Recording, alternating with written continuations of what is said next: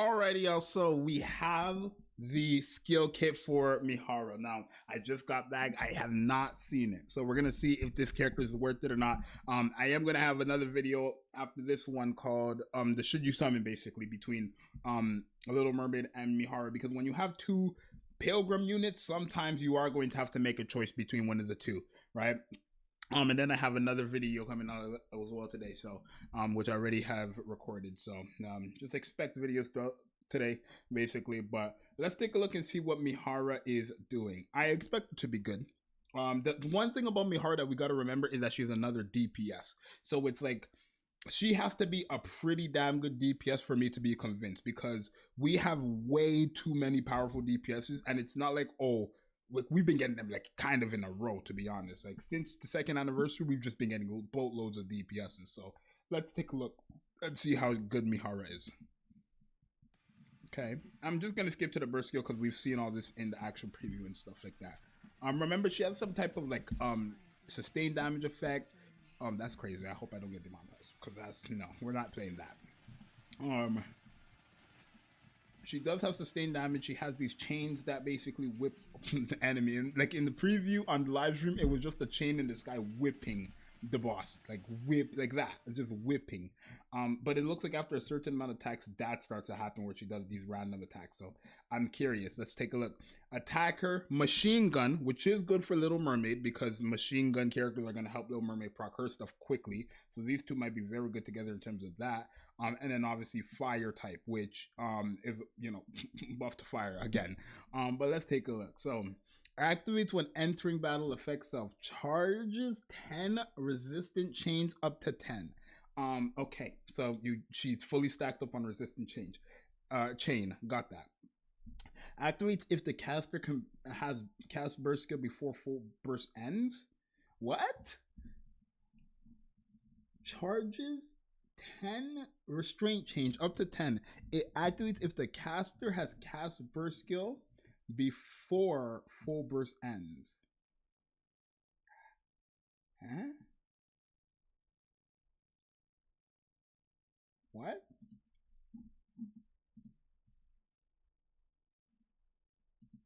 What? Okay. Affects random enemy units at a specific timing. Deals 50% of final. Okay, so this just okay. Deals 50% of final attack as damage. Attacks according to the numbers of restraint chain. Restraint chain goes down by 1 for each attack. Okay, so she starts off with 10, right? And then with each attack it goes down by 1, and then you get back 10 if you use your burst skill before a full burst ends, which I'm not sure what they mean by that. That sounds so confusing to me. Maybe I'll look at the comments to see what they mean by that. But sure. And then the second or the last part is affects the same enemy units. Ensnaring chain deals 25% final attack and sustained damage every 1 second continuously. Stacks up to 20 times. Ooh. Ooh. Hold on. When it says stacks up to 20 times, are they talking about the deals 25% stacks up to 20 times, or does the 1 second continuously stack up to 20 times? Because if that 25 stacks up to 20 times, that's nasty. Do you know what 25 times 20 is? It's quite crazy. Just to give it to you like this, 4 times 25 is 100. That's like 500%, y'all. That's like 500% continuously, basically. So that's quite crazy. Oh, and they did say in the patch notes that she has an attack that like is working non-stop. So that's probably what that is. So that might just be crazy. That might just be crazy. Skill 2 activates after landing 40 normal attacks during full burst. Affects the target if the target is in the ensnaring chain status. Stat count of ensnaring chain increases by 1. That's crazy. 40 normal attacks for a machine gun character? That's crazy. She's gonna be fully stacked by the end of a full burst, basically. Okay. Activates when self is incapacitated. Affects the target in ensnaring chain status. Stat count of okay. That's fine, I guess. That's fine. Okay, so she will give that I'm just gonna say E-chain because the ensnaring chain. These I don't like the word and chain. Like I don't like a lot of these words and chain. She has too much change. The bonding chain, ensnaring chain, freaking restraint chain. It's too much chain. But anyways, she'll give herself 20 stacks of that ensnaring chain. Activates when the enemy is neutralized. Affects self if the target is in ensnaring chain status. Restraint chain goes up by 1 up to 10 times, and then when entering a burst 3 stage, affects self sustained damage increased by 59.98% for 10 seconds. That's so nasty. She's going to be very powerful in her burst skill. Affects the target in ensnaring chain status. Dragging chain. Here's another chain. Deals 50% of final attack damage or sustained damage every 1 second. Mirror the stack count of. Oh my god. Oh my god. She deals 50% of final attack and sustained damage every 1 second for 10 seconds, basically. But that mirrors the stack count. So, for example, if she's fully stacked up on this ensnaring chain and it's 50, that's 50, or it's 20. The full stack is 20. That's 50 times 20 on top of what she's already doing with the 25% on the skill 1. Removes ensnaring chain status after effect is triggered. Okay, so after her burst skill, she will remove it completely. Okay. But how does she get it back?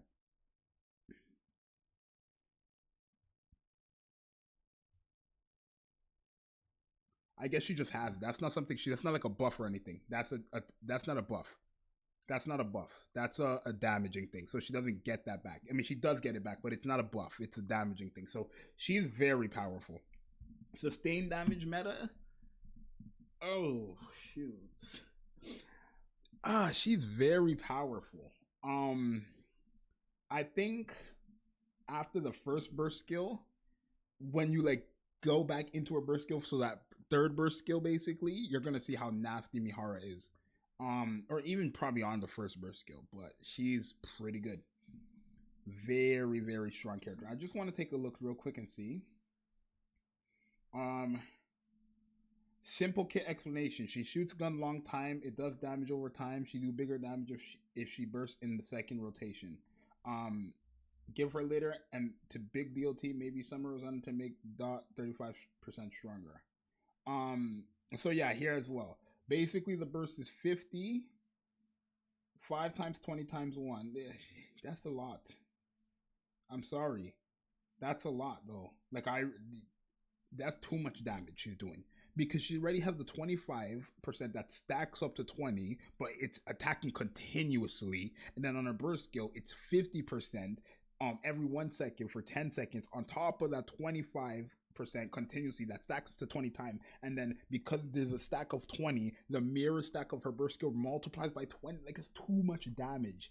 That's way too much damage this character does. I'm sorry.